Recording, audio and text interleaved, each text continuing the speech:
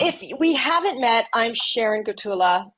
I'm the co-founder of Decanter, and my mission with these meetings is to do, I can't say a deep dive because we only have like 30 to 40 minutes, but at least like get into a little bit of the details of everything that you can do with video. So every month I am picking something to just go in depth, answer any questions you have so that you get the most out of your video marketing and, you know, grow your business. That's really our goal at Idea Decanter. We all get too many emails, right? But I'm here to tell you it's still our number one conversion tool where we have the most control over how people receive the content that you're sending them. Because unlike social media, you don't have to deal with an algorithm. You can decide what time and day people are receiving it. Well, maybe not when they read it, but at least when you send it. And if you are one of the lucky advisors who gets to use an ESP like Constant Contact or MailChimp, you can actually see who opens your email. Um, you know, that control of delivery and timing, it just makes a very reliable way for you to nurture leads and retain your clients.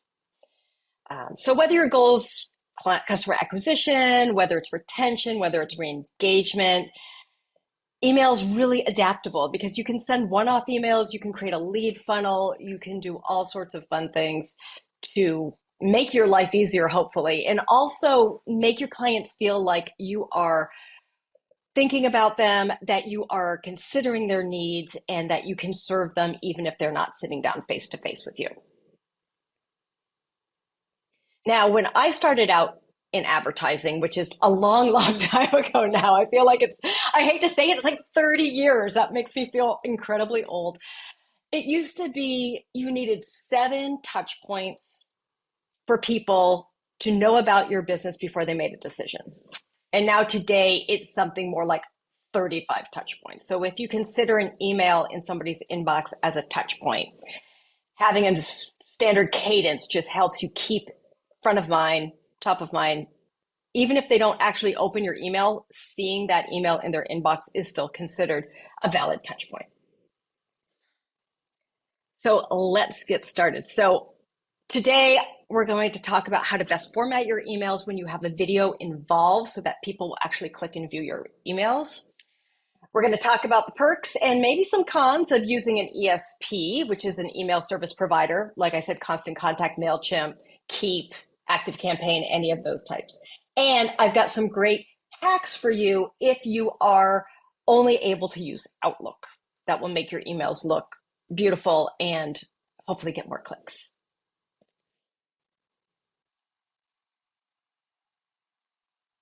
Have any of you ever received or possibly sent an email that is this long? I blurred it to protect the guilty, but these are actual emails I've received from financial advisors. And I can tell you right now, I read the first 2 sentences and decided if I wanted to even bother looking at anything else. We live in a day where we're inundated, especially the last few months with all the election emails, where we just don't even have time. I think the average person gets at least 200 emails a day now. And so if you are sending out too much information in one email, there is a good chance that they're reading the first sentence, maybe skimming the rest. And if you have important information from them in that email, it is getting lost.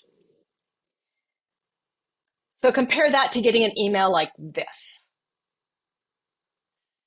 It's succinct, you know exactly what this advisor wants you to do. You don't have to make any decisions because we know making decisions, no one wants to make a decision, right? They just want to be told what to do it, and move on with their day. I was just at Wealth at Work, and one of the speakers said, more than 150 words in your email is the automatic shutdown. No one's going to read that email. So if you think about that 150 words, that's plenty of time to get one message across. And if you think about your video, you can only, video, when you think about your emails, you can't ask for too much in each email. because people don't have time for it. They want we're a big proponent of one message per email. Now you can have like some fun personal note. You can have like maybe like something fun from the office, but there should be only one actual thing that you want people to take away from that email, whether it's an action item or just knowledge share. So when it comes to putting a video into your email, if you've got a video in your email and it's buried within a whole bunch of other content, nobody's going to be watching that video. And the whole point of making these videos is to get those eyes on them. So a couple of ways for you to ensure that people, one, know that there's a video in the email, but also will click and view your videos. One, put video in the subject line. There have been a lot of studies that show like if you put a really concise subject line that tells people exactly what you want them to do with that email, they will do it. Like I mentioned, 150 words or less for your email copy, because people don't have time to read a long email anymore. One message, one call to action. I just discussed that. If you think about it, you can't give people too many things to do, right? Has anyone had any experience where like you've been asked to do 3 things and you're just like, you might do the first one and the other ones just kind of fall by the wayside? Is it just me? Few notes. And before you send any email, proof it. I mean, I'm guilty of dashing off an email and hitting send, and then like autocorrect's done something crazy. But I always check my links before I send an email, whether it's a hyperlinked image or the actual link in the text. I can't tell you how many times internally at Idea Decanter, we have sent something through our ESP and we proof it, and there's always something wrong. There's always something. And we're doing this like every single day for people. We always proof our emails. So I just really want to hammer that home. Proof. And then if you're using an ESP, don't forget about preview text. I don't think we have this option in Outlook. I was trying to do some research, but I have Outlook for Mac and it might be different for PC. I feel like the PC version of Outlook has a few more bells and whistles that they don't give us Mac folk. But when you get an email, there's a subject line, and then sometimes you'll see that preview line that just shows up, but it's not actually in the email. And that's just a way of like kind of getting people enticed to actually open up that email before they actually open the email. And then here is something that I was just researching. And the theory is instead of sending a scheduled email at, say, 9 a.m., to schedule it at 8:45 or 9:15. Especially if you're working with people who are still in business, who are still working that 9 to 5. If you're working with retirees, maybe this isn't as critical. But if you think about your own work day, your meetings probably start at the top of the hour. And so if you're waiting, like you don't want to start a project, so you got a meeting at 9 a.m., like 8:45, you're checking your email. Or if your meeting is late, you're checking your email as you wait for everybody to show up your meeting. So one strategy you can get in to sort of like get people to open those emails is to schedule it, instead of 9 o'clock, schedule it at 9:15 or 8:45.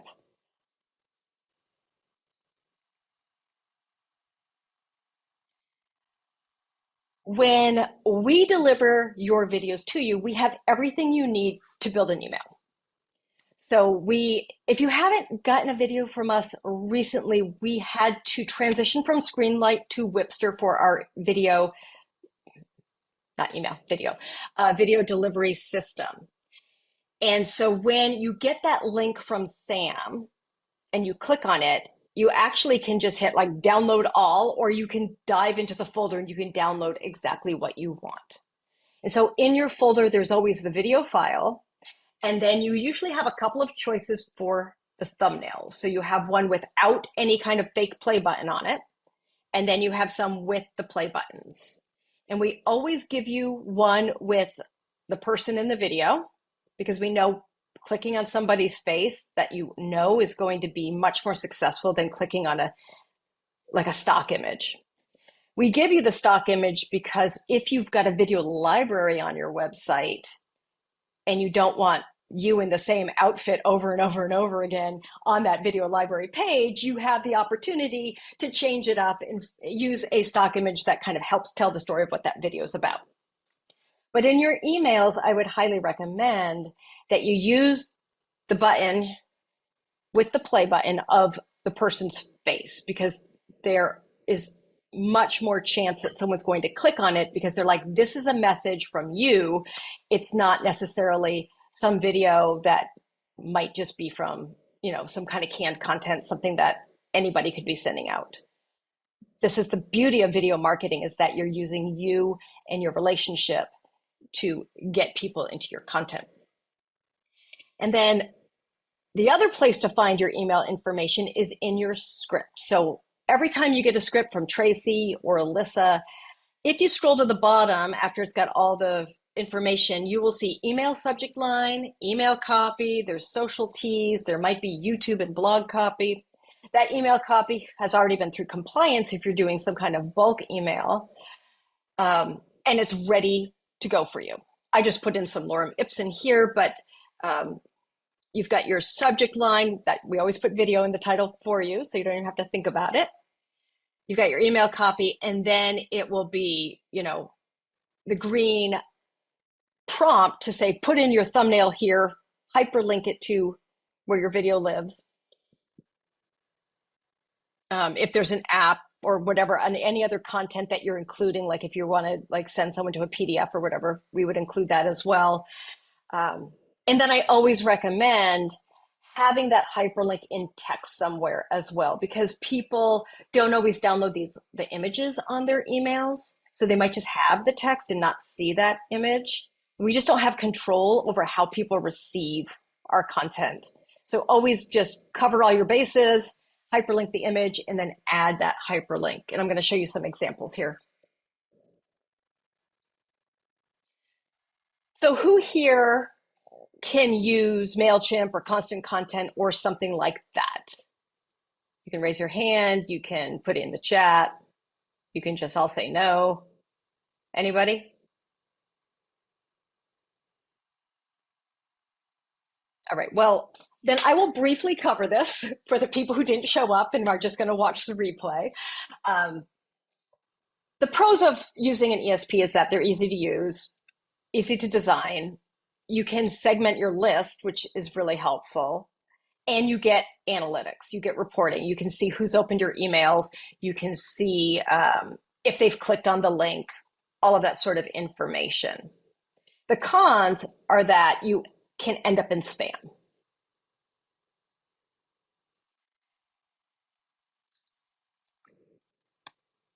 So with MailChimp, they're all kind of the same, but it's just drag and drop. You just drag and drop whatever you want into your email template, whether it's a video, an image, text. But really the power lays in getting these analytics where you can see the open rate, you can see the click rate, and you can even drill down and see exactly which emails are opening. So if it's all your mom, then but you can, see which clients or prospects are actually engaging with your email. And you can do it by email at a glance, which is nice. And then you can even drill down even deeper. You can see which links were the top clicked over all of the campaign. And you can easily build automations into your ESP. So you can build an onboarding lead funnel or maybe a prospect nurturing campaign that can just automatically go out as opposed to manually going out. And then Constant Contact, slightly different interface, but exactly the same thing. You can drill down, you can see who's opening your emails, you can, go and see how many you sent to, how many opened, how many clicks, and who's bouncing, which helps you clean up those email lists when you've got a lot of people who just aren't getting your emails anymore. And that helps with deliverability. And then you can just dial into more and more reporting. But since we're all in Outlook, I've got some great news for you. I mean, it's very manual, but you actually have so much more control because you can decide exactly who gets what, when they get it. You can add a personal message if it's one on one. And there's bulk email capabilities as well. Um, One of our workarounds to make life easier is to pre assemble the email. And you've got two options. You've got Word, obviously, and then you've got third party online design software. This one's befree.io, and it is a design software that makes your emails look like it came from Constant Contact or MailChimp, but it works like an email template in Outlook. And I'm going to kind of step you through sort of the process.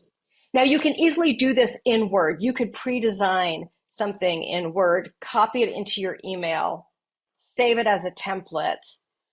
You got to name the template something you'll remember. I was told a long time ago to name something like you're going to have complete memory loss the next day so that anyone can know what they're opening. And you could do something extremely simple and it will still work. So this is just like the bare bones of what you could do for a Word template that you could then bulk email out. You know, we've got the video subject line, text, the thumbnail that clicks over to the video, and then down below, the actual link to the video. Now, it could be like this where it says YouTube, or you could be like, watch the video here and hyperlink that text instead, which might look a little bit cleaner, a little bit nicer. If you wanted to do a third party like Be Free, which is free, you can pay $30 a month and it gives you a couple more bells and whistles. Like if you wanted to like save rows and like if you had, say, a client that had, or like if your firm had 4 different advisors and they were all sending out the same email and you needed to just keep replacing the signatures for them and then send it out, that might be a reason to pay for it, but you can use it completely for free forever if you're just designing the email and then going through this process I'm going to share with you. So you would design the email and Be Free, which looks just like MailChimp and Constant Contact. You just drag and drop any element that you want on it.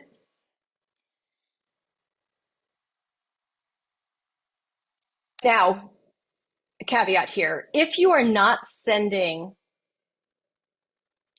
your email audience to YouTube to watch your video or Vimeo or wherever you've got your video hosted, you can't use the video drag and drop feature here. You need to use the image feature and then hyperlink that image to go to preferably your website, right? Like we always want people to go to our website when they watch our content, if at all possible, because that's where you have the control of the environment. And then they're not all of a sudden watching cat videos or Saturday Night Live or whatever, because that's what YouTube decided to feed up next to them.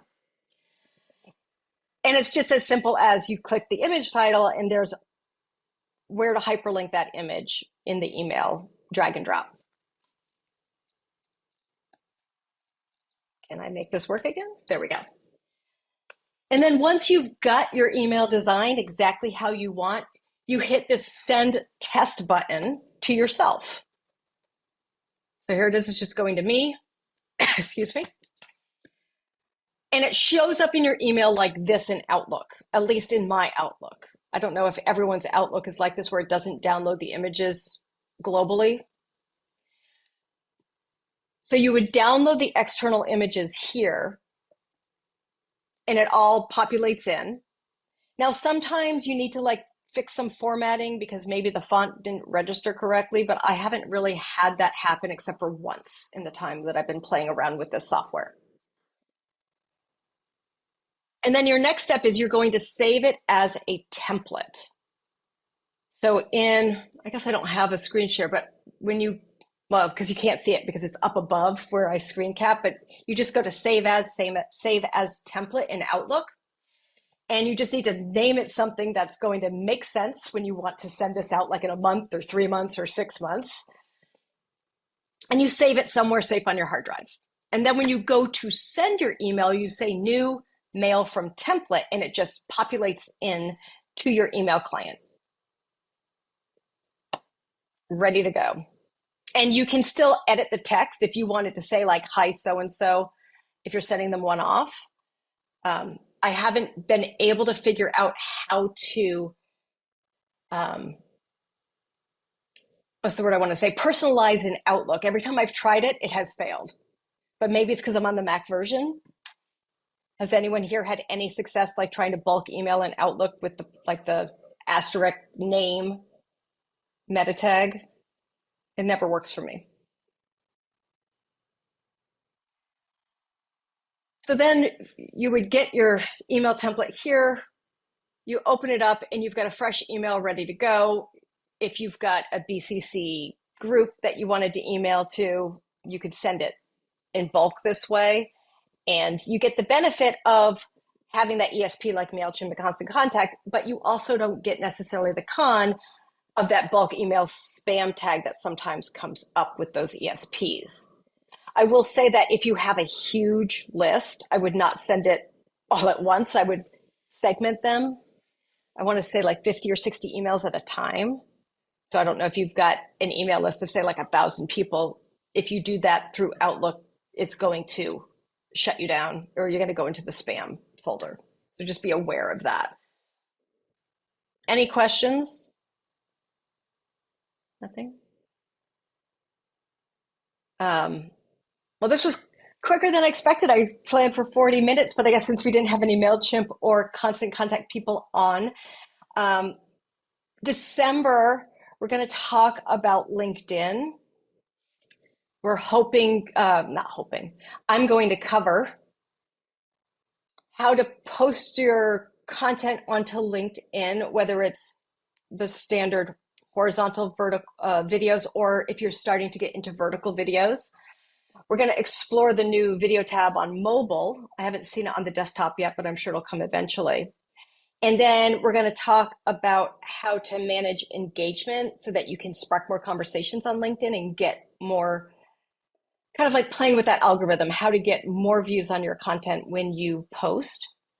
And also how to go in and read your analytics, whether you have a company page or on your personal page. LinkedIn Analytics has so much information that you can use to start making some data-driven decisions about how you want to produce content in the future.